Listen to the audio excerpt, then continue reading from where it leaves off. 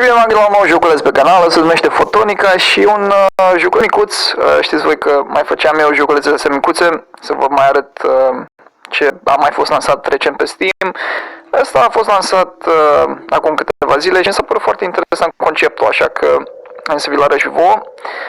Nu uitați, dacă vă place, să lăsați un like și hai să începem cu arcade. Controlul e foarte simplu, avem aici niște nivele. Pornim. Ideea e fugi cât mai rapid și să nu cazi de pe chestia asta. Sari, poți să te dai în jos după asta, te dai cu viteză. Și să iei chestiile alea colorate. Înseamnă că n-am reușit acolo. Hai să prindem puțin viteză. Oh, ia uite ce vi-am prins. Era, uite. Luat pe aia. Și prins din ce în ce mai mare viteza. Să ai grijă să nu cazi de astea. Dar simți viteza. Și în niciun joc până acum nu simți viteza cum simți în ăsta, sincer.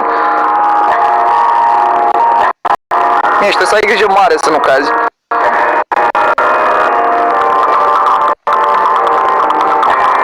Ei, și aici e finalul nivelului și vezi cam cum ai făcut, adică trebuie să prinzi cât mai multe cerculețe. Am prins 3. Ok, next level, hai să vedem.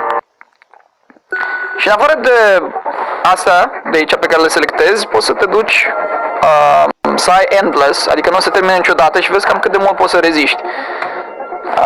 Totuși, conceptul jocului ăsta e foarte fain. Și îmi place stilul grafic foarte mult. E ceva unic.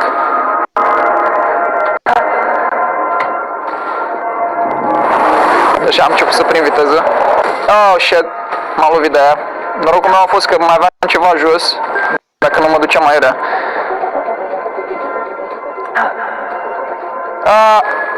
Nu știu cum am nimerit asta. Și pe ultima 100 de metri.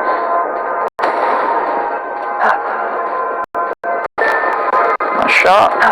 Ia să prindem și pe asta la altă. Oh, shit. Și aia a fost aproape să ratez. Asta e că nu poți să le iei pe toate, adică ați văzut, una era sus și una era jos. Nu mergi să le iei pe toate. Chiar dacă ai vrea asta. Oh, shit. Oh, nu, am pierdut viteza. Nu, shit, am fost aproape. Ok, hai să apăsăm R să mai încercăm o dată. Faza e că la un moment dat te obișnuiești cu ele și știi exact unde trebuie să sari și poți să faci un timp cât mai bun. Faza e că jocul ăsta se joacă dintr-o singură tastă. Apeși pe o tastă, oarecare, eu apăs pe W acum. Ții apăsat ca să mergi rapid și pe aia lași tasta ca să sari. Mai apeși o dată ca să te duci în jos rapid. Deci o singură tastă îți trebuie pentru jocul ăsta. Ceea ce e destul de impresionant că au reușit să facă un control atât de simplu, dar atât de... Adică nu mă simt ca și cum n-aș fi în control din cauza că e o singură tastă. No, chiar se simte foarte bine.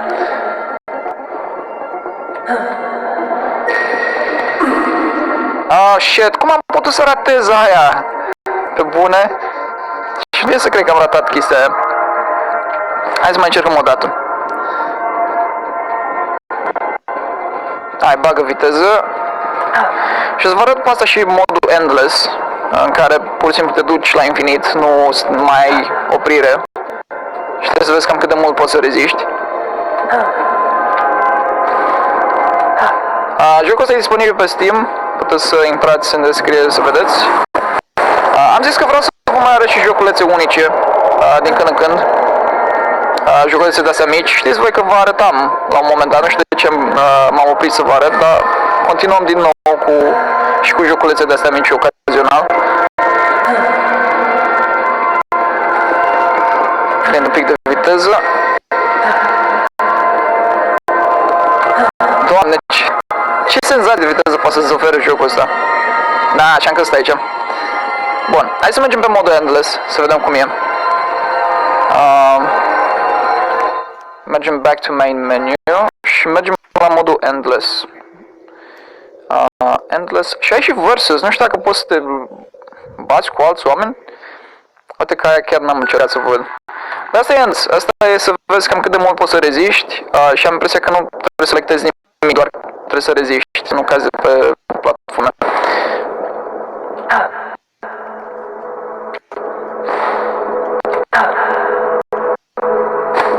A fost aproape asta. Vezi că e mult mai greu decât modul arcade. Alea de la arcade erau niște nivele astea simple. Asta deja e la limită. Dacă poți să prinzi viteză și mai mare, adică mie mi-a dat acum viteza asta cu galben. Vezi dacă poți să prinzi o viteză și mai mare de atât. Bănuiesc că merge. Oricum, stilul grafic e wow. Chiar îmi place că e așa simplu. Nu. Mă, ce aproape am fost. Și am impresia că modul endless se generează random. Nu e aceeași chestie de fiecare dată.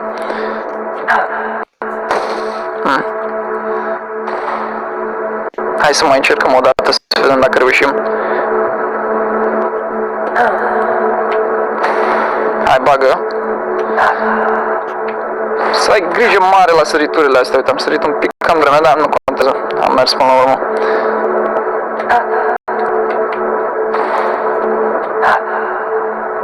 Ei, și de acum încep astea mai grele.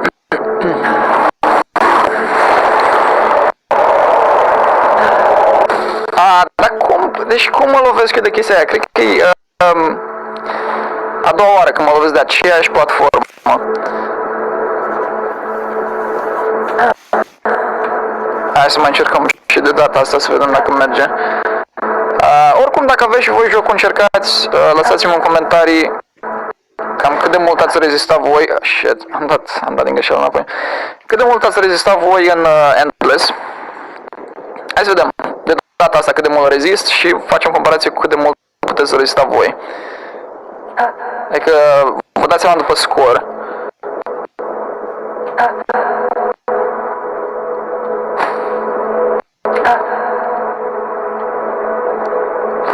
Îmi place cum se construiește nivelul așa în fundal, vedeți? Pe laterale cel puțin. Nu, pe bune.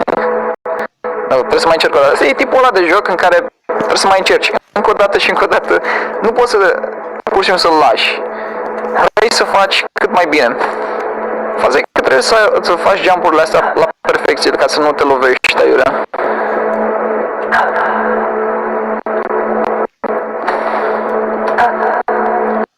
Și trebuie concentrare maximă.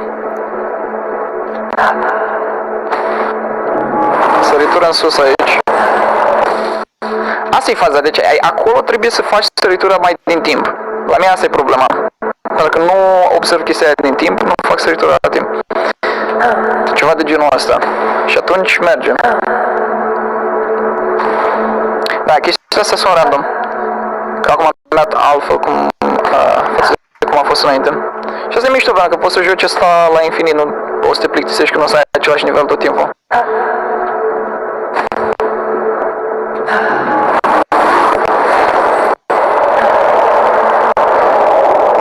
Deci cum o văd pe aia sus, o să sar. Ca să nu mai avem problema aia. De aici. Perfect.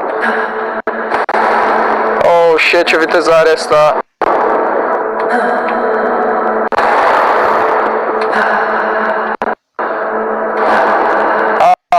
Doamne. E foarte greu. Uitați-vă ce viteză am prins. Da, era de așteptat. Ok, ce punctaj am făcut? Hai să vedem. Am făcut, deci max speed am avut 80,9, da? Și am făcut 5560 de metri. Lăsați-mi în comentarii cât puteți să faceți dacă reușiți să-l jucați. Și o să mă întorc la meniu. Cam asta e Photonic.